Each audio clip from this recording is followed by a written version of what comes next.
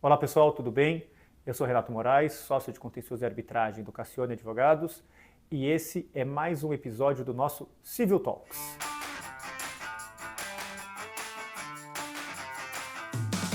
Hoje nós vamos tratar de um assunto que está causando bastante polêmica junto aos clientes, até mesmo aqui a nossa equipe discutiu bastante esse assunto, que é a alteração do regime jurídico do Código de Processo Civil para a eleição de foro pelas partes, ou seja, quando as partes escolhem o local no qual elas terão eventual disputa.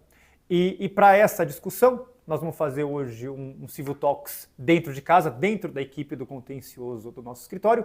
Nossa convidada é a Natália Aloy, nossa associada, e nós vamos começar, eu vou começar pedindo para a Natália para explicar para vocês qual foi a alteração introduzida pelo artigo 63, pela nova redação do artigo 63 do Código de Processo Civil. Bom, o artigo 63 antes, ele previa uma ampla liberdade entre as partes de escolherem, na verdade, qual foro eles utilizariam em caso de litígio que versasse sobre o contrato.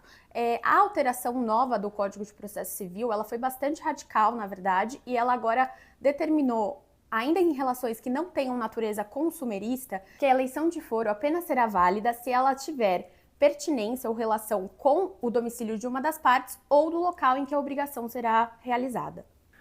Agora, Natália, quais são as polêmicas, quais são as controvérsias que estão surgindo em razão dessa modificação do Código de Processo Civil? Antigamente, o regime adotado era um regime que priorizava, na verdade, a autonomia das partes ao contratar.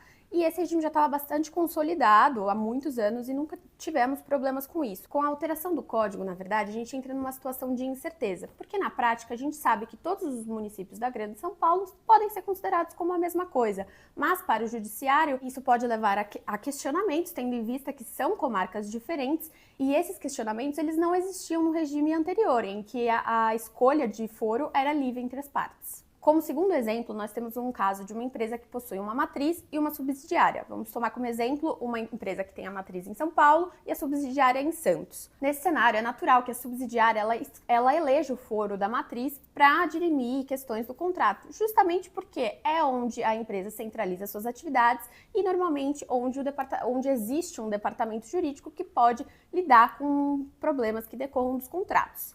Essa eleição pode gerar dúvidas porque agora a subsidiária terá que justificar para o judiciário quais as razões pelas quais ela elegeu o foro da matriz para dirimir questões que decorram daquele contrato.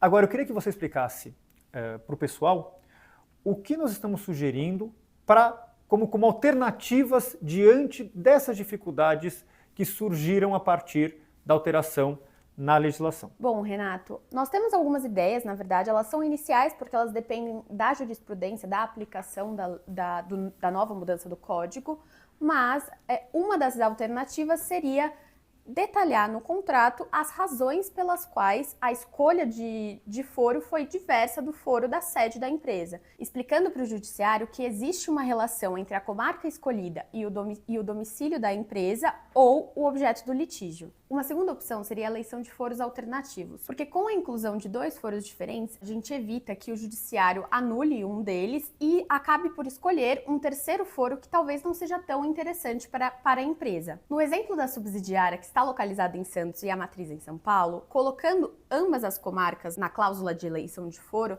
nós evitamos que uma terceira comarca, que é a comarca do domicílio do réu, seja escolhida, até porque essa escolha pode ser não tão benéfica à empresa que celebrou o contrato. Então é isso, pessoal. Queria agradecer a Natália e esse foi mais um episódio do nosso Civil Talks.